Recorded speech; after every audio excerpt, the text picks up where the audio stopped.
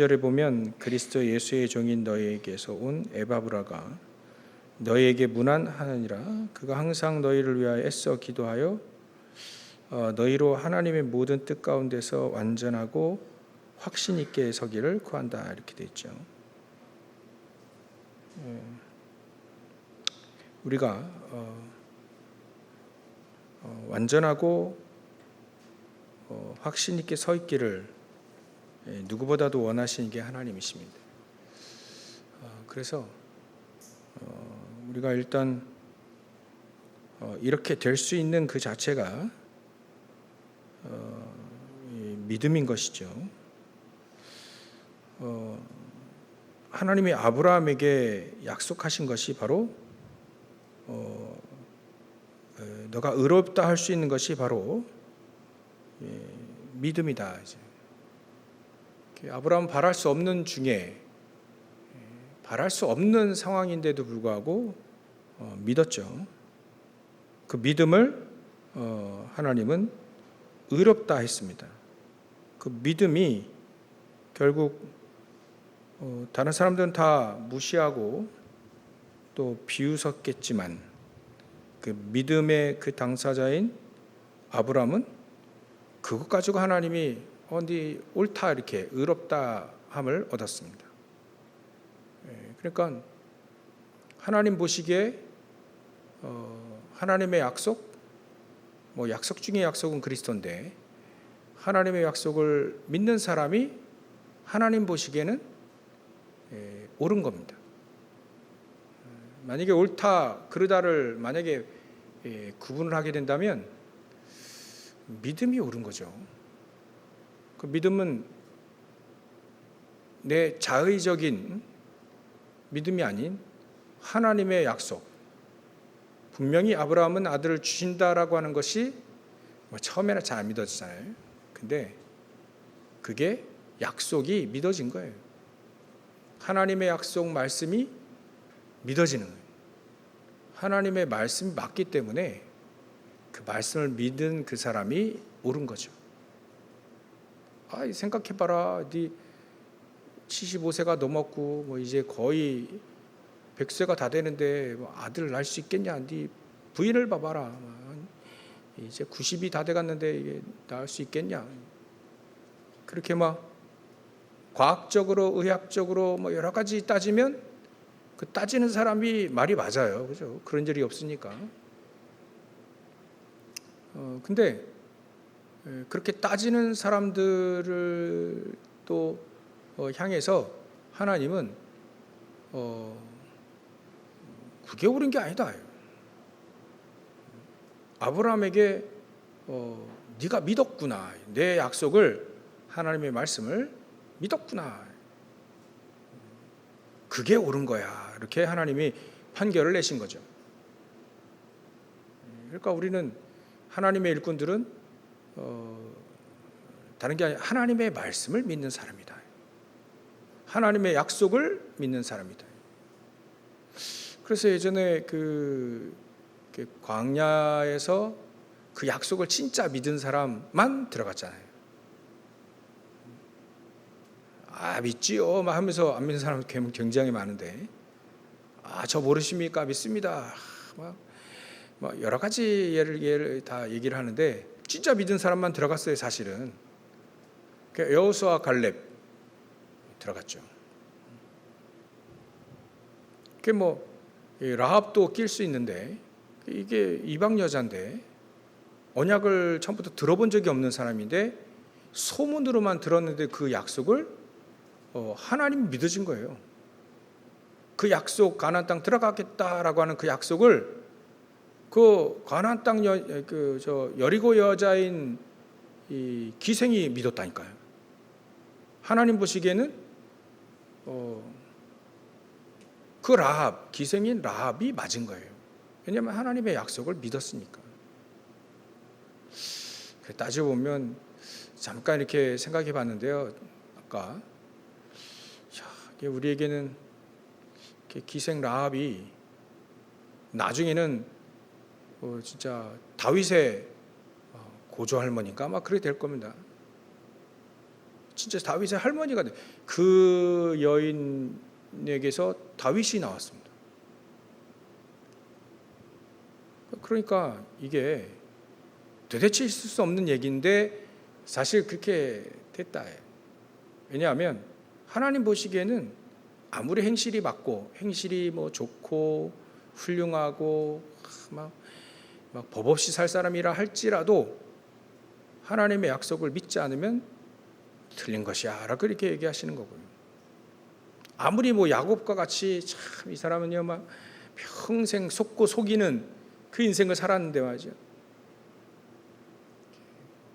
근데도 하나님 보시기에는 야곱이 믿어진 거예요. 결국 믿어진 거예요. 그러니까 하나님이 이름도 바꿔주죠. 진짜 믿으니까 약복강에서 싸운 거죠. 안 믿었으면 싸움 자체도 안 됐을 겁니다. 믿으니까 약복강에 싸우게 된 겁니다. 천사와 씨름하게 된 거죠. 하나님의 약속, 하나님께서 나에게 주신 축복, 그거 주신다 했으니까 믿으니까 그게 환독표가 부러질 정도로 싸우지, 안 그러면 안 싸우죠. 이렇듯 하나님의 일꾼의 근본된 오늘 근본 이 부분을 보면 믿음의 사람이다. 누가 뭐래도 믿음의 사람이다. 하나님의 약속을 믿은 사람이다. 그거를 보고 하나님은 의롭다 여기셨다 이거죠. 그래서 하나님은 어떤 일꾼을 원하시느냐? 믿음의 사람을 원하신다. 설령 믿을 수 없는 상황 속에서도 믿고 바랬던 사람을 하나님은 쓰시는, 하나님이 필요한 사람 바로 믿음의 사람입니다. 그리고 우리가 두 번째로 봐야 될 것이 이 하나님의 사람들은 그 믿음에 대해서 조금 더 이렇게 얘기하는 게 발판이죠. 우리가 늘 알고 있는 발판. 첫 번째로 이게 하나님의 절대 주권이라는 게 이게 믿어지는 겁니다. 절대 주권이에요.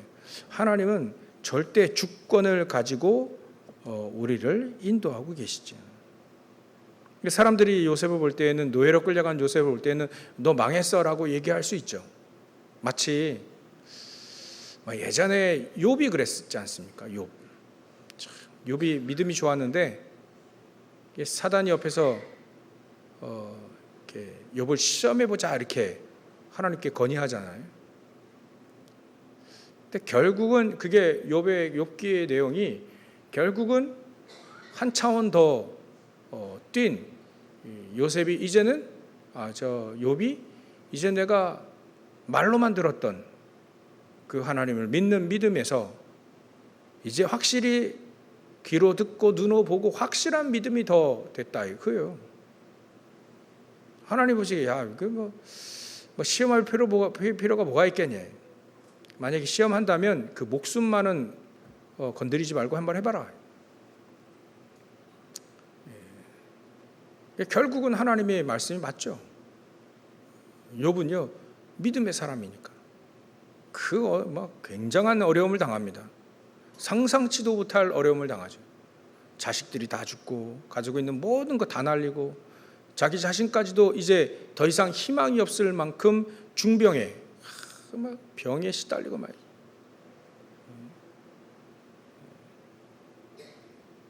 근데도 제가 볼 때는 그런 거예요. 하나님이 믿음 가진 자를 이렇게 옳게 보신 거죠. 요셉도 마찬가지로 하나님의 언약을 믿었습니다. 하나님의 절대 주권이 믿어진 거죠. 주신 자도 여호와시고 또 가져가신 자도 여호와 아니십니까? 내가 적신으로 나왔다가 아무것도 가지고 있지 않고 그 상태에 나왔다가 하나님 나에게 다 주셨는데 또 하나님이 가져가신다면 그것 또한 하나님의 것이니까 이게 어떤 상황에 오더라도 절대 주권이 믿어진 사람들의 말이죠. 요셉도 아마 미리 알고 갔죠. 꿈 꿨으니까 응답받은 게 아니라 얼마나 그 언약을 붙잡고 기도했냐면 꿈에 나올 정도까지 됐다. 꿈에 나올 정도까지 됐다. 우리가 한참 막 시달리면 꿈에 나오기도 하잖아요. 시달리는 게. 이 요셉은 언약에 막 간절했습니다. 그러니까 이 요셉이 꿈에 나올 정도로, 하나님의 언약이 꿈으로 나올 정도로 확실했다. 그러니까 그 확실한 그 믿음을 가지고 있는 요셉이 가는 현장에 이제 뭐 사건도 있잖아요. 노예로 끌려가고 억울하게 감옥에 들어가고, 그게 전부 다 하나님의 절대 주권이 믿어져서 그렇습니다. 그 절대 주권을 이루시는 가장 중요한, 우리가 그 절대 주권을 믿을 수 있는 키가 바로 그리스도죠. 그 그리스도께서 우리가 이렇게 하나님의 절대 주권 속으로, 또 하나님의 계획 속으로 들어갈 수 있도록 하게 하신 그리스도 예수, 믿는 자마다 하나님의 성령의 능력으로 함께 하시죠. 이걸 보증하는 증서로 성경을 주셨죠. 처음 다 그래서 이게 전부 다 믿음의 사람들 얘기구나, 안 믿는 사람들이 망하는 얘기구나, 믿은 사람들의 얘기구나, 이게 성경 얘기가 그거예요. 이게 보증서죠. 하나님의 자녀에게는 하나님의 자녀의 신부가 권세를 가지고 그 안에 이제는 성전으로 삼겠다, 이렇게 하신 게 바로 발판입니다. 우리 발판. 그러니까 우리 마음에 하나님의 성전, 그래서 굉장히 우리가 중요한 존재다. 그래서 그 중요한 존재 가는 곳마다 하나님은 하나님이 역사하시는 선교지가 됐다. 이게 믿어지는 사람을 바로 하나님의 사람, 크리스찬이다, 이렇게 얘기하죠. 이거를 믿고 이제 발판이 든든해서 증인으로 사는 사람을 바로 일꾼이라고 합니다. 이런 사람들에게 어떤 것을 맡겨주든 하나님이 때로는 아까 두기고에는 투기고에게, 이 사람들이 전부 다 이 발판이 든든한 사람이었어요. 믿음의 사람이었고요. 오네시모도 이제 믿음의 사람인 겁니다. 발판이, 이런 사람들이 전부 다 발판이 든든한 겁니다. 믿어진 거예요. 자기가 종이 되었을 때 이게 이 잘못, 그것 또한 하나님이 선으로 바꾸셔가지고 복음을 듣게 하시고, 또 그것 때문에 복음을 듣고 복음을 알고 이제 하나님의 일꾼이 되었다는 건 얼마나 이 오네시모가 평생을 감사했겠지 않습니까? 전부 다 이 발판이 든든했던 사람들입니다. 어디를 가든지 살리는 사람들이 됐죠. 이 축복을 누리시길 바랍니다. 그러니까 이 사람들은 생사화복이 와도 상관이 없죠. 이거 하나님이 다 주관하고 계시는 걸 아니까. 결국 우리가 시한부 인생 살다 가는데 분명히 내세가 있다는 걸 알고 그 위에 심판이 있다는 걸 알고 가니까 이 땅에서 하나님의 나라를 누리다 가는 겁니다. 결국 우리의 상급은 바로 생명 살리는 것이 우리의 상급이죠. 이게 바로 우리의 신앙의 발판입니다. 발판이 든든한 사람을 바로 일꾼이다. 이제 뭐 여러 가지 이렇게 보니까 일을 할 때 잘 일을 하지 일 잘 못하는 사람들을 보니까 TV에서나 이런 거 보잖아요. 일이 미숙한 사람들. 일을 잘하는 사람을 바로 일꾼이라 하죠. 그래서 참 우리도 이 일꾼이라고 하는 건 일만 잘하는 게 아니라 믿음의 사람, 열심만 내는 게 아니라 믿음의 사람, 그리고 어떤 문제가 와도 발판은 어떤 문제가 와도 흔들리지 않는 우리 신앙이, 그 발판이 그래야 돼요. 문제 올 때마다 흔들리고 위기 올 때 이제 멘붕 오고 막 이러면 안 되는 거예요. 그걸 보고 일꾼이라 하지 않고요. 초보자다 이렇게 얘기하죠. 미숙한. 우리는 이제 일꾼으로 든든히 서 나가야 되겠습니다. 이런 축복들을 누리시고요. 세 번째로 마지막으로 우리가 봐야 될 것이 일꾼은요. 뭐니 뭐니 해도요. 하나님의 일꾼은 믿음 가지고 발판이 든든해서 좀 싸움을 좀 잘해야 됩니다. 그게 바로 영적인 싸움이죠. 이 시대는요. 네피림 싸움입니다. 네피림 시대가 돼가지고요. 영적으로 우리가 싸움을 잘해야 됩니다. 그래서 여러분들 내일 기도첩을 보시면 아무도 고칠 수 없는 병 네피림을 치유해라 이렇게 메시지가 떴어요. 그래서 이 네피림 시대가 왔는 이 시대를 어떻게 하면 우리가 치유하고 그들을 살릴 수 있을까?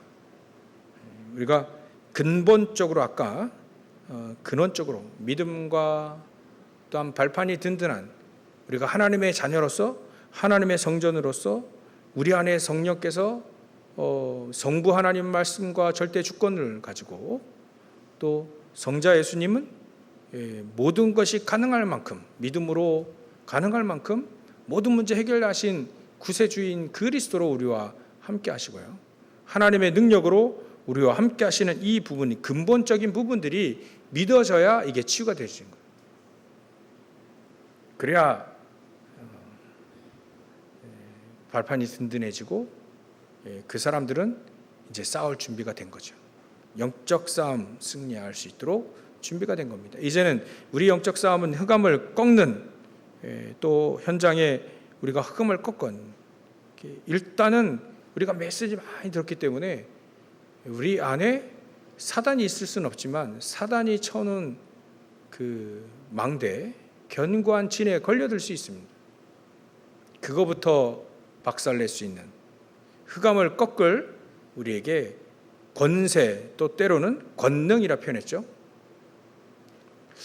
제가 아까 이렇게 말씀 묵상하면서 누가복음 10장 19절에는 원수의 능력을 제어할 권능이라 표현했고요. 또 귀신을 내어 쫓는 권세라고 표현되기도 했어요. 근데 이게 비슷한 것 같아요. 원수의 능력을 막 제어할 수 있는 그런 상황이 오면 능력도 같이 있어야 되니까 권능이라 표현했고, 귀신 내쫓는 거는 뭐 능력보다는 믿음 가지고 말로도 나갈 수 있으니까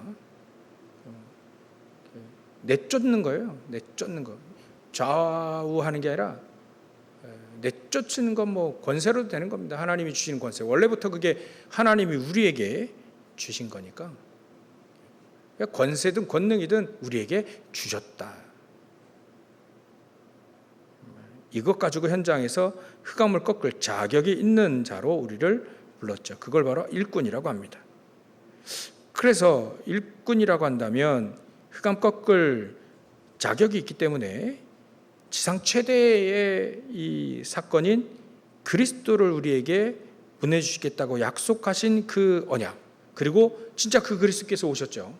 그걸 붙잡고 우리가 흑암을 꺾어내는 겁니다. 여러분들의 가정, 개인과 가정과 또 가문, 또 모든 직장, 사업, 모든 현장에 흑암을 꺾어라. 그러면 우리에게 지상 최고의 권세를 우리에게 주셨음을 알게 될 것이다.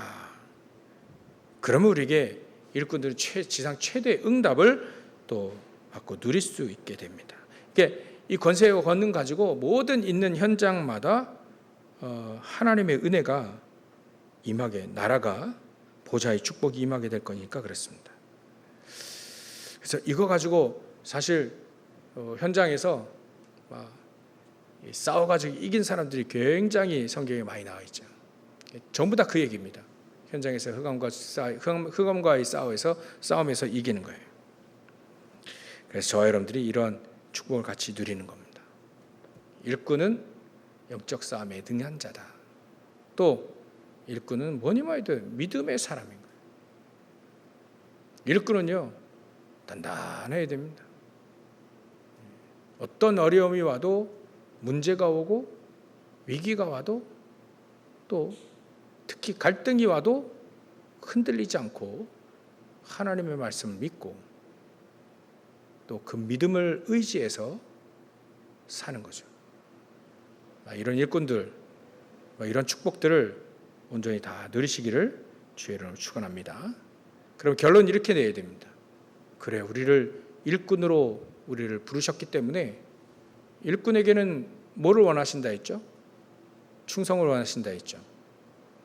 그러면 이거를 충성하니까 이게 군대 용어 같기도 하고 여러 가지 충성 이렇게 하는데 그 충성을 조금 더